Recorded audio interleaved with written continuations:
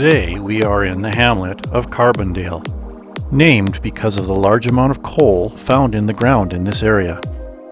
I am standing at the former location of the Carbondale railway station. This station was in operation from 1913 to 1959.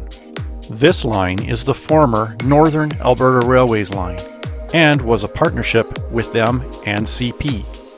This location was a junction where one train could go from Fort McMurray to Edmonton or from Edmonton to Grand Prairie. Sadly, on November 10th, 1959, this site was the location of a head-on collision of two trains.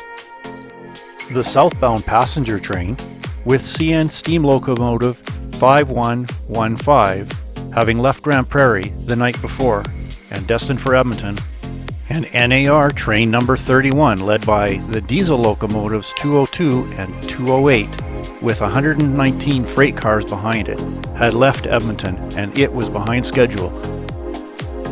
The collision was so violent, reports are it sounded like an atomic bomb going off. This was amplified by the fact that there was a tanker car directly behind the diesel locomotives filled with fuel that was against regulation even at that time.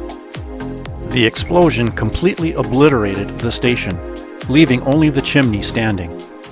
Unfortunately, the family that ran the station, who also lived in the station, were killed, 2 adults and 1 child, and 1 crew member in the locomotive. For full details, click on the link below in the description.